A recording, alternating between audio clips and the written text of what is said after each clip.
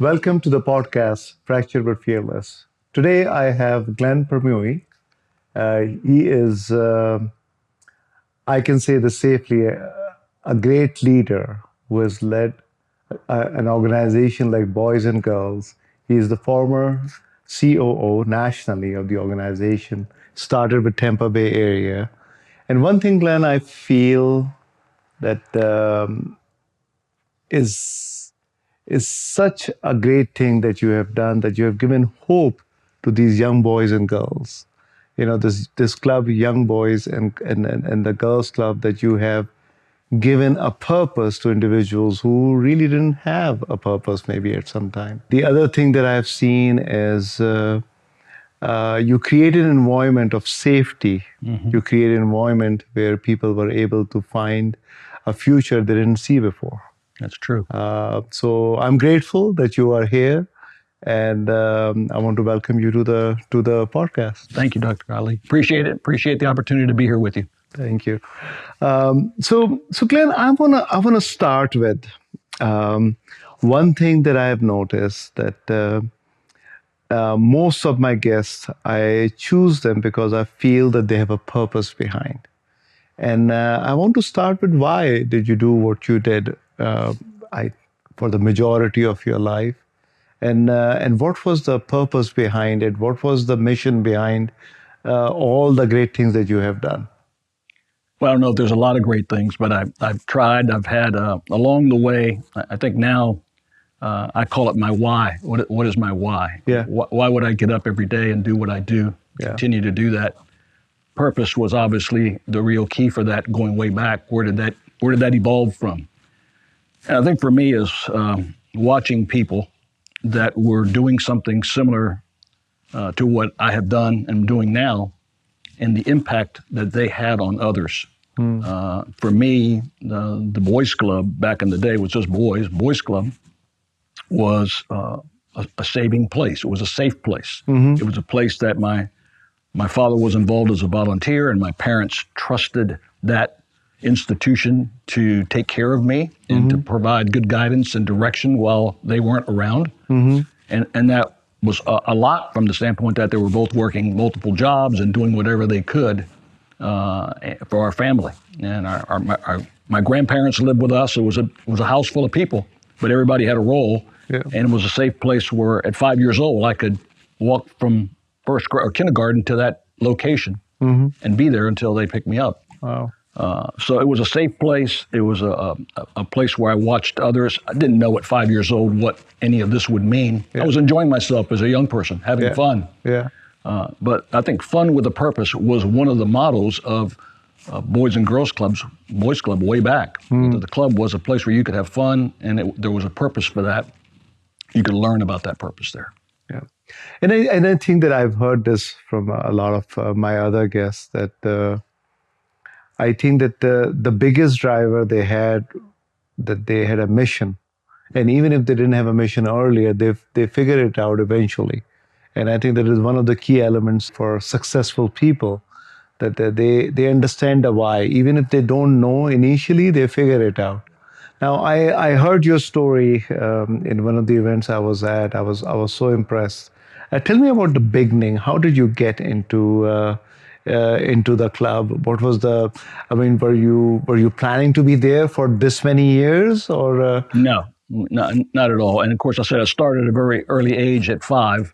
The enrollment time or enrollment age to be a club member was 6. But as I said, my dad was a volunteer there. So I guess I probably snuck in 6 months earlier than at 5.5 years old. He took me there, showed me what it was.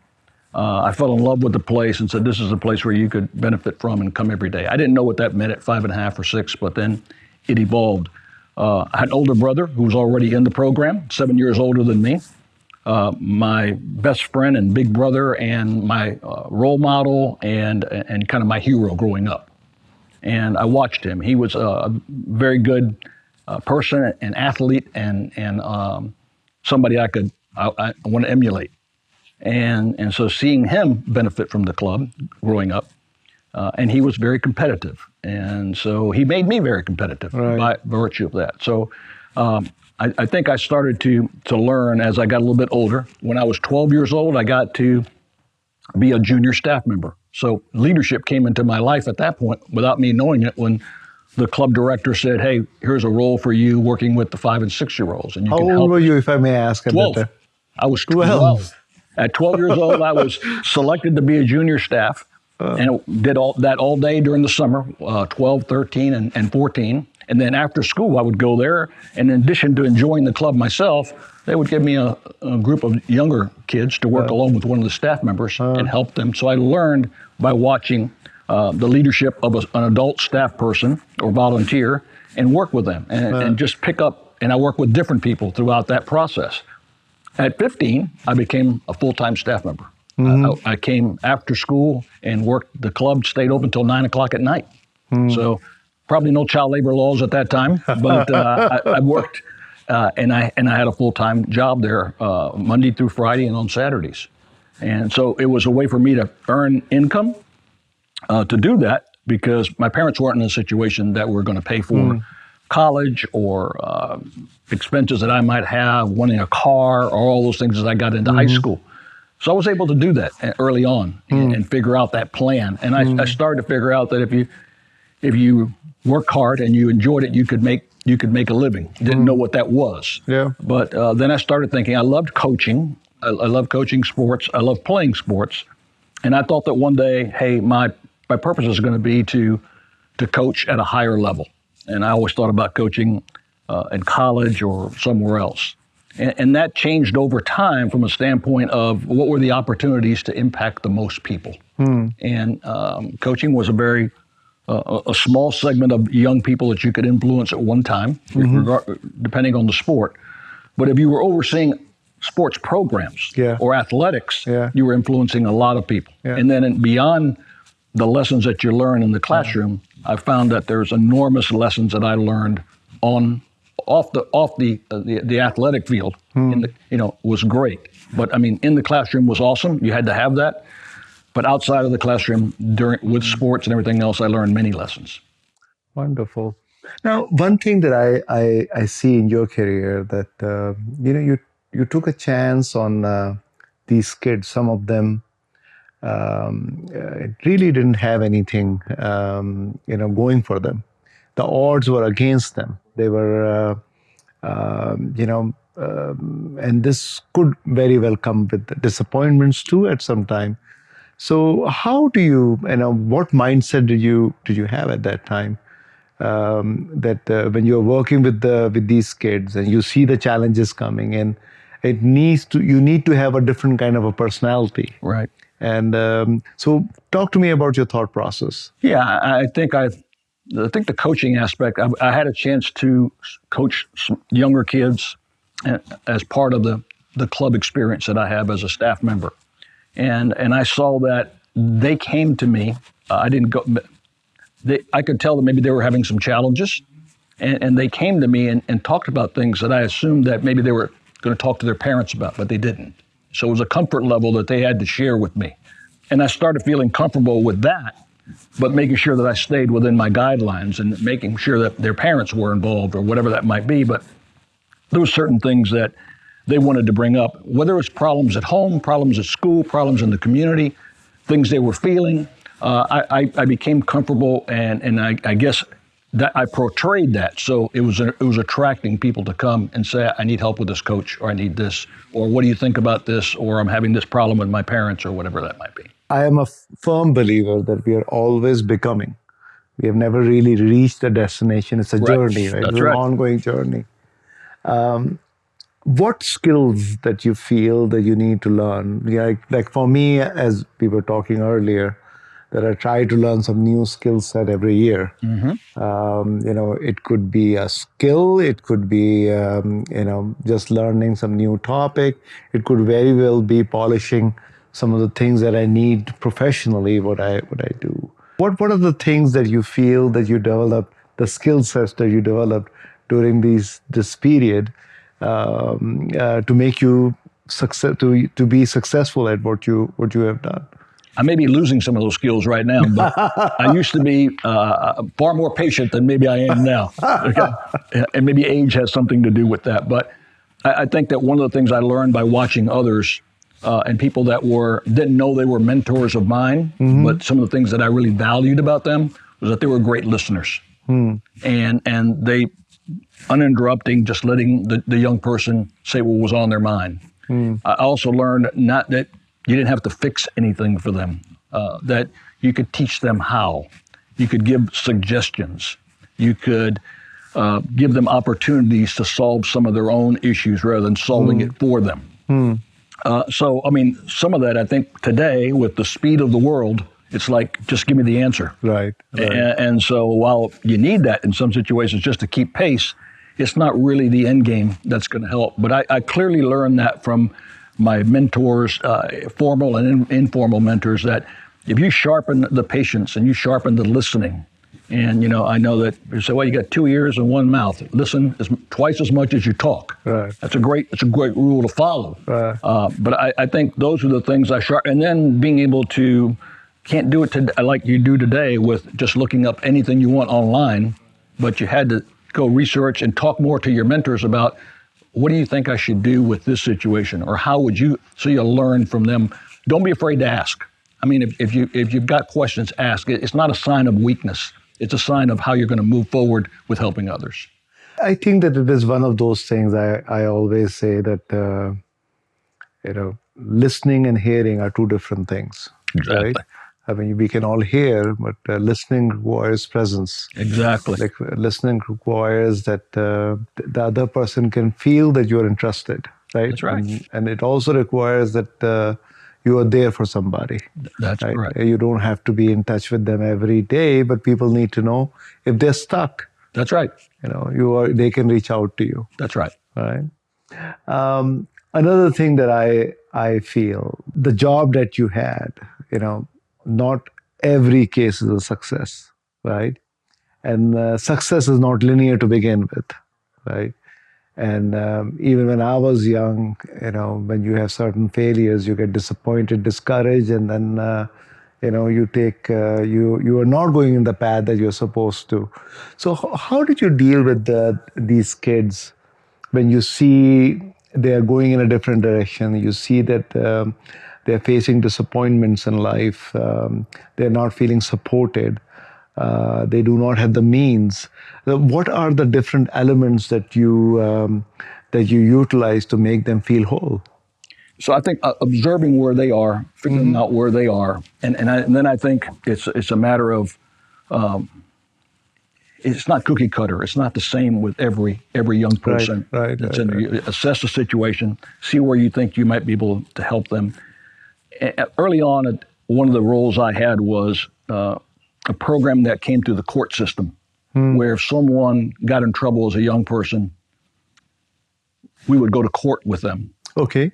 And I would do that. And I had a caseload of about 50 young people, over the course of a year, 18 months. I was almost doing case management with them, working with them. And I would love to say that all 50 did great in their life. But I also know that today you can't find a caseload of 1 to 50 and have any success. Right. But my role was, let's get them into the club. So they weren't in the club where I identified them there. The court system was saying this young person, a boy at the time, would need some support like a boys club. So I would go to court oftentimes. Most of the time the parents were not there. They didn't have that support. So we were filling in as a parent. And then we became the trusted individual for that child. And we tried to figure out, based on where they were, how do you get them into a program that would help them? So personalizing it, being there for them, taking calls at night from them, you became the trusted individual. You were a counselor, you were a friend, but you were also someone that could say, hey, you're off path here. Yeah. I would say we probably had about a 90% success rate.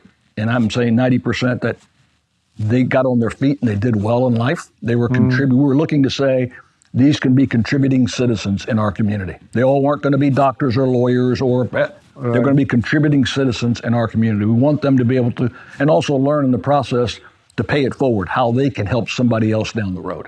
And we had good success with that.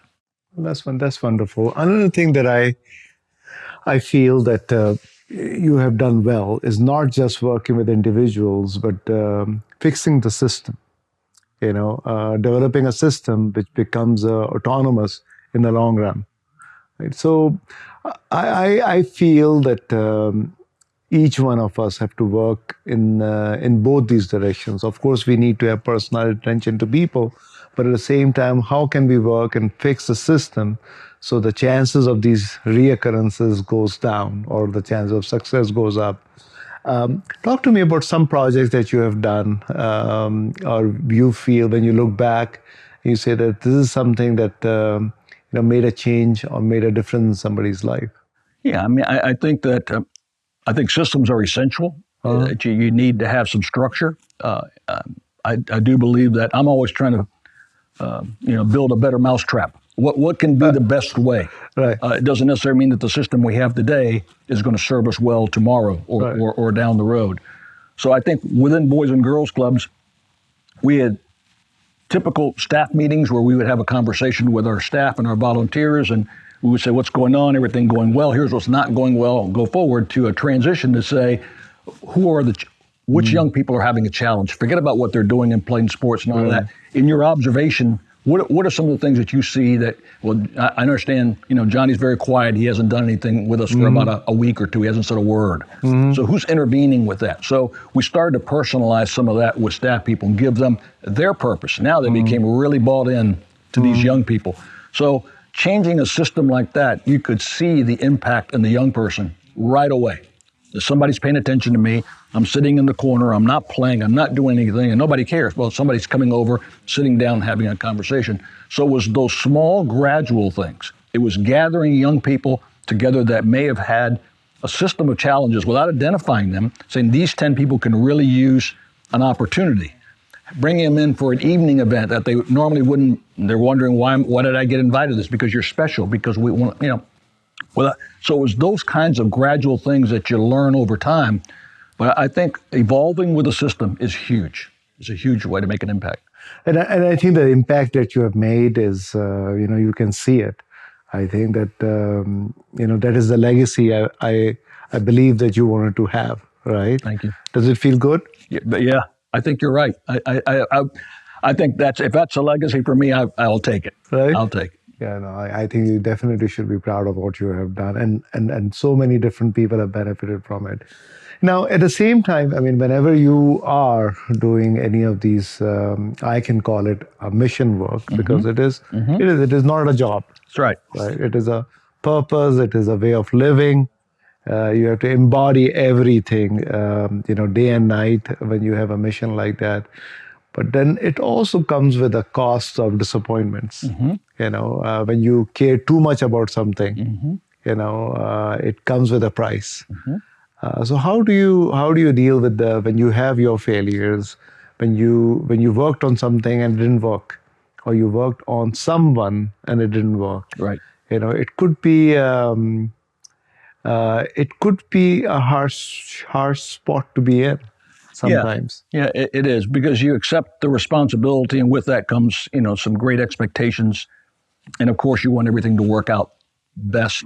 And whether it's a short-term failure or setback, it's still, you have to learn from it. I think one of those situations is if you just say this didn't work, I think you have to learn from that so that it's helpful for the next person going forward.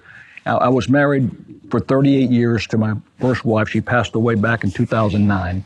And for me, that was someone I could come and speak to without talking to colleagues, friends, people that were similar in work, and just say, this is what happened. She was a great listener. She was like, okay, maybe I can't help you with the next go-around, but having a listening ear for that was big. Okay, my sister served in that role as well, so I could talk to her about those things. So having an outlet for something like that, I think it's key. And I took a lot of the stuff early on. I said it was competitive. I took a lot of the stuff very, very personal if something didn't work out for the young person. And I almost felt responsible for that. When I had to understand that I'm only part of this situation and that the person has to do what they have to do as best they can within their capabilities and resources to do what they need to do.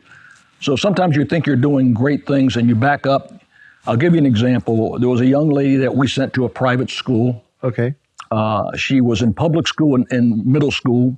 She was a great student, and she was also a good athlete. Okay. And we made a provision for her to go to a high school, private high school in Tampa. And she went, and she excelled both in the classroom and in athletics. She was a basketball player. And we knew kind of that was probably going to be what happened. But minority, African-American, in a school with all Caucasian young ladies, all girls school, okay? And she was accepted because of sports, she was accepted. Yeah. But the end of her junior year, she came to me and said, I don't want to go back to school there. I want to go to the high school that's in my area. And I said, Carmen, why? You're on your way to college or whatever. Yeah. She says, I haven't danced in 3 years. I'm not going to the prom. I'm not involved in the social activities. My friends are all the basketball players. And I'm like, man, we're trying to do a great thing here. And we didn't really do a great thing without vetting that, without understanding how we could. So the next, and she did. She went to the public high school. I said, please go. Enjoy your life. She went on to college. She graduated. She's a CPA. She's awesome. Wow. Okay? Wow. She's awesome. Congratulations. Yeah. So you made a difference in one life. That's it. At least. That's it. Right? And I think that is the end of the...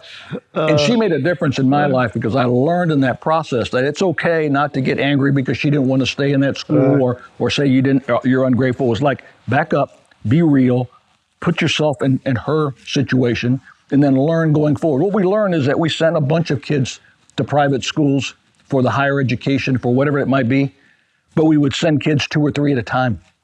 Okay, so diversity or not, it's like they have to be accepted there. And if they have friends going in, it's a lot easier than being the only one. Right. So we learned a great deal in that process. I learned a great deal in that process, and I always thank her for that when I see her. That's a great example. And I think I'll piggyback on something that you said just now, that the lessons that you learn. So one thing is that you learn from your own life, right? But then even this youth that you are dealing with, I mean, you learn something from their resilience, their journey, right? Exactly. So explore on that a little bit. That there is when you are working with these youths or any population, there is an extra layer of knowledge that you acquire during this process. So talk to me with what it feels like and what are the key lessons that you learn from there. Yeah, I think for me it's like for me it's always the stories of kids' lives and how that transpired. That wasn't the end game. That wasn't what I was trying to do. But I was always a fairly good listener, and I could see where they were with things. And so I think of a young man who loved basketball. Was probably about 10 or 11 years old, and would stay at the boys' club every night till about 9 o'clock when it closed, and would have his basketball with him, and he played on the basketball team.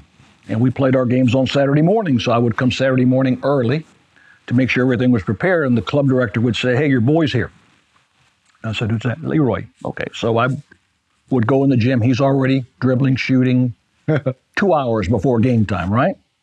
And I remember one night at 9 o'clock when he was leaving, and back then, you actually could give kids rides home and not get in trouble and do all that, right? But you took your chances. But we would sometimes give the kids a ride so they wouldn't be walking at 9 o'clock. And the club director said, Leroy, see you tomorrow. He said, how early can I come? And the club director said, you can come 6 o'clock in the morning if you want. So the club director actually slept at the boys' club. On Fridays, he lived in Clearwater. Rather than going back to Clearwater and coming back on Saturday morning, he slept at the club on Friday night in his office. Those were old school days. So I show up at 7:30 on Saturday morning for getting the place ready, and one of the club director says to me, "Hey, your boy's already here." And I said, "What do you mean?" He says, "At 6 o'clock in the morning, he was throwing rocks at my window to wake me up." And I let him in, and he's been in the gym ever since. Oh, wow. And I'm thinking, I go in the gym, Leroy, and he tells me kind of what he went through to get there and what he did and how he walked, how he stayed up, how he was anxious to come to the club and do all of that. You think about what the difference you made in that young man's life. He played high school basketball. He went to college at Indiana State University. He played on the team with Larry Bird. Oh, that wow. lost to Magic Johnson in the finals. They Oh, were wow. 33-1 his year. Wow. He went on from there and became a youth detention worker in Indiana, Yeah. and then oversaw 3 youth institutions for young people who were in trouble. And he was Wow. paying all that back. He lives in Tampa today. He's still involved with the clubs, still involved with the kids. He's retired from those official roles. Yeah. But when he called me, I was in Atlanta at the time. He called me and I answered the phone, and he said, "Coach," and I can always tell from his raspy voice who it was. "Leroy, what's going on?" He says, "Just calling you, letting you know that I got inducted into the Indiana State Basketball Hall of Fame." Wow. And I said, "Wow, that's unbelievable. That's really great." He said, "Well, don't get too excited. They inducted all of us because of Larry Bird." But he did have his Humility. credentials He had humility. to get in, and he told me, "You're the first person I called." Wow. So you talked to your mom? Not yet. And I'm thinking, what did this mean to this young man all of his years in the club, and how he continues to do what he does for us. So it's those lessons that stick with you, and what you learn from them along the way. It doesn't work all the time, but it works most of the time. It's just commendable, some of the things that you have done. I was giving a talk recently. So in our company, we bring a lot of interns, high schoolers, young college graduates. They spend some time with us. One of the things I was telling these guys, these kids, that when I was young, nobody had time for me. Yeah. Right? I mean, if I wanted to get some direction, nobody would come down and spend time with us, right? And this is the best thing. Any person, there is no requirement to have a leader or a degree, or as long as you're committed in the for the right reasons, you are trying to leave a legacy behind. I think that says a lot. I think most of these kids were 17, 18 now, and I told them that the next 5 or 7 years of your life is going to define the rest of your life. You either are going to be in the audience, or you're going to be on the podium. That's true. Right? And I think that sometimes, it is important to remind the youth that how important the early years of your life, the character you build, the discipline that you develop, the other qualities that you need in order to be successful. That they don't come easy. No, they don't. But you have to work for it. One thing that I always feel, and I ask this question to a lot of my guests, that how sometimes we all lose purpose. Sometimes maybe another way to put it is when you have continuous failures, you lose your courage, right? So how do you come back from these burnouts? How do you become more resilient? What make you going when you feel back to back disappointments? How do you bring back to your normal self? I'm not sure exactly what would lead me back to that, but I knew that there was a good number of young people needing direction and needing guidance. And yes, that I also realized when I got into my late teens and early 20s that you weren't going to save everybody, and it's not your job to save everybody. That wasn't my purpose, but to help. I was helped, so I wanted to help, and I saw the impact that made. But I think the disappointments are something that, why would you go take a chance in helping someone else when you might fail like the one before or 2 before or whatever that might be? And I just think it's like you have to put yourself in their position, in their role. You might be the difference maker in their life. How can you walk away from that? Okay, so it may work, it may not work, but you have, in my mind, I felt like I had an obligation to share with them something that I believe would help. And I believe that then they had to do their part, and I would support that along the way. And some of that took a lot more work than others. But what drove me were the successes. What drove me were the Leroys, the Carmens, the others that did that think back. And okay, so we can duplicate that. I think I had to get past it. I can't say it wasn't easy. I learned in life more through the downside of the journey than I did on the upside of the journey. And by that, I mean, so, when my wife passed away after so many years of being together and all, and the plans that we had going forward, those weren't there. And here I am in a down point in my journey. What did I learn from that process? The same resilience I needed for the young people, myself, I needed there for my own kids, for my own family, or whatever. So I think it's like you take the low points in life and what did you learn? And my journey line is there's a lot of highs, and then all of a sudden you lose somebody in your life that's important. And then you find yourself working back up, and you work and you have a high point of some big success or something you were involved with. And then you got the loss usually of somebody else or whatever that might be. How do you bounce back from that? And what I was able to do was look at what got me up here and then build from that. I mean, surround yourself with great people. I always figured out that if I was the smartest person in the room, you've heard this before, yeah. I was in the wrong room. I knew that was the case because I was not the smartest person. Yeah. So I had to build on the other attributes that I had that I felt people trusted me. And that with that trust becomes, you have some responsibility. Yeah. The other part of it, as somebody, of course, much smarter than me said, that, what's the point of surrounding yourself with smart people if you don't let them do what they're supposed to do too? That's the other component of it I see. Do you see a point where you see a change in people? What events, what things that you have observed that you can safely say that this is the turning point? What are those things that you have seen in your career, especially with youth, right? And I'll follow up also with, what are the qualities that you feel that you see in youth that they can develop in order to be successful? And successful, unfortunately, sometimes success is just defined by your bank account or few other things, right? I mean, I am a firm believer of being an all-rounder, right? That all-rounder people do much better than a specialist, right? So can you elaborate on those things, please? Yeah, I mean, for me, what jumped out at me with a lot of these situations is when I saw them giving back. Mm-hmm. So when I would say to them, I've been doing this a long time, since I was 12 years old or whatever, and they go, really? Yeah. Well, so, who are you going to help? Right. And for me, the more I gave, the more I got. Okay. So the more time that I gave, the more I learned in that process, the more I got back.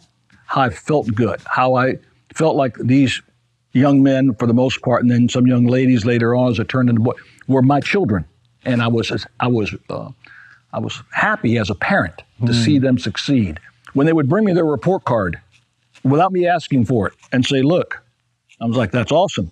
Or can you come to my baseball game? Can you come to my graduation? Can you, whatever those things were filling me with what helped me stay focused on that.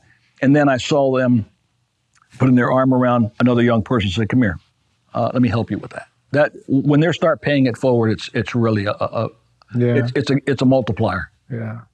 I think being a role model and connecting with anybody, not just youths, that you don't have to be perfect.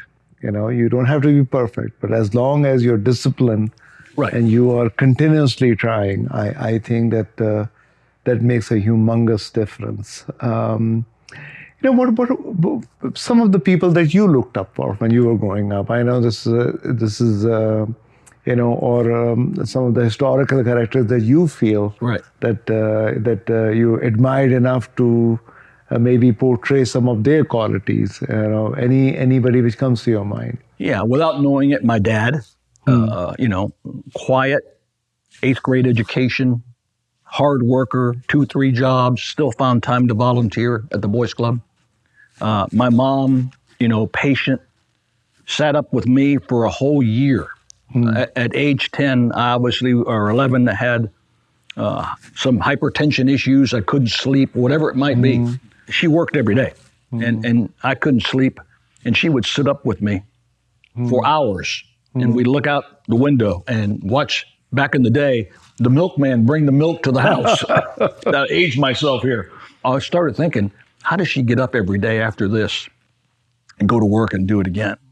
It was that giving there, and I saw it, and what the difference that it made in my life. Had she not done that, I don't know where I would be. I mean, it passed over a period of time. My sister's calmness, I think, there. My brother's competitive situation there. You know, I had good friends, all that I probably met at the boys' club, and we hung out together. Went to high school with some of them. I had coaches that I thought, you know, one was a gentleman named Sam Rampello. Sam, he was on the school board, got building named after him here, Rampello School. He was our coach, and what I learned from him, looking up to this giant of a man at the time, when I was 6 or 7 or 8 years old playing sports, you saw how he handled people, what he did, all of those things. And you kind of said, I want to be like that one day. I want to do that one day. Yeah. So it was not intentional, but I learned a lot from having great people there. You know, it reminds me of a story I read when I was young, and I probably have said this before too, that there were, so I can see the relationships are important to you. I can see that. I think I can also see gratitude runs deep in you. I can see that. I think that these are some of the biggest qualities a man can have. Right. You know? So there's a story about two brothers. There's one brother, he's talking to a friend, and he goes that, my brother just gave me a new car. And the friend looks at his friend and goes, well, I wish I could be that brother. Right? The natural reaction would have been that, oh man, if I can have a brother like that, he will give me he will give me a car too, right? So I think that it is important for us to, not just always be just not always hoping to be at the receiving end. That's right. I think that even if you have pennies, you can work with pennies. Absolutely. Sometimes just even a smile, sometimes just a lending hand, sometimes just making sure that other people know that you are there for them. I think that goes a long way. The other thing that I keep on saying is this, that the relationships, people other than the ones that we are born with, the friends that we have, are we a better friend than the friend who want us to be? Are we good enough for the other person, not just receiving what we need? And the relationships, build relationships before you need them. Sometimes people just go the other way around. That's right. Are you disciplined? I think I am. You are? I think I maybe over organized. Okay. I think it's like a routine, a discipline. I've learned to be more flexible in terms of, I don't love surprises, but who does? But I can adapt, and I am very nimble to get the final job done by being adaptable to whatever circumstances come up. I don't get flustered much by those kind of situations. You just got to move on. You got to move on. You got to take care of what you can do. And I think some of that for me is like, I believe that for the most part, everybody's a product of their environment. Right. So, my environment has changed over time. It's changed what my environment was as a young person, as a college student, high school. All that changed over time to an adult with children, an adult with family responsibilities. But I think that looking at that situation and being adaptable in those situations. But yeah, I believe that I'm disciplined. I believe that we are products of what we see. And I learned coaching and mentoring and caring for others from what I saw. And I've been fortunate enough to see that through all the different environments that I've been in. I've seen that all my life. And the Boys and Girls Club has been the center of that. My parents were the center of that, involving me there. I learned a lot from my dad too. My dad, simple man, deeply caring for other people. Not a man with too many words, but the hard work and discipline, I think I learned from him.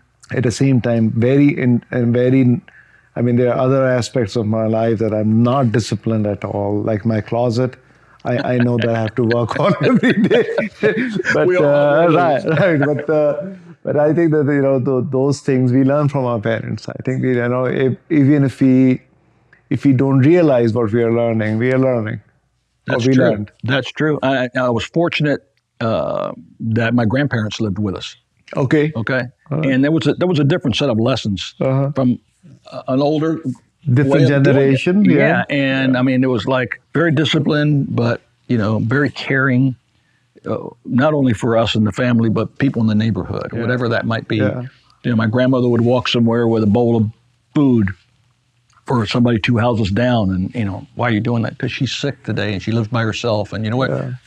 Those things they just came natural to It them. just comes as. So you learn. I think those things stick in your mind. So yeah, I think that I feel the same way. I'm very blessed that my parents instilled certain things in me.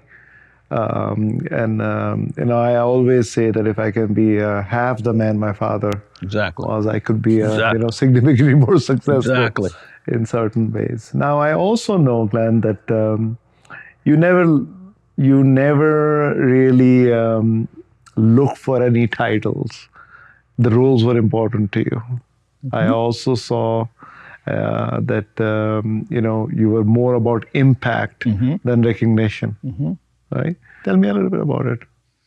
I think it was probably my dad when I saw him very unassuming, volunteering at the club and doing things. I have friends of mine my age would say, "Hey, your dad saved me, man. When I was in trouble that time, he helped me do this or helped me do that." And I didn't know that at the time, but I saw that he didn't have a title, he didn't have anything other than being a volunteer and doing some work there. But I saw that, and then as I got an opportunity, because I went to college on a scholarship provided by the Boys Club. Okay. And it was a work study. So you worked, you earned some money to pay for the difference of what they could pay to help you go to school. And then from there, my career kind of took off, and I had an opportunity to run all the clubs in Tampa and then go to Atlanta. And all that was fine. But I do think that it's important, to recognize, kind of where you've been, so you can kind of see kind of where you're going with the next step of this. But I mean, I think there's a lot in the role modeling that you learn along the way. Yeah. Well, Glenn, you are a giant among us. I think that you have, the work that you have done, the journey you have taken has made a difference in thousands of lives. And I think that there is so much we can learn. I'm just grateful that you are here. I think that I'm grateful that we had a meaningful conversation. Any famous any last words that you wanna say, you wanna convey to the youth or the people around? Well, I want to thank you for the opportunity first. I think foremost that's awesome that you've signaled me out to come be part of this. I think what you do in the community is fabulous, and I want to thank you for that, and to open up for whoever has an opportunity to see the podcast, to learn a little bit more about kind of what happens when someone can dedicate themselves to certain purposes and careers, and regardless of what it is. Right. But for opening those eyes for people to see this is very much appreciated. I think we all can pay it forward and do those kinds of things. So just want to thank you for that. Thank you so much, Glenn. I appreciate you very much. Thank you for coming to my podcast. Grateful. Thank you so much. Thank you. Thank you.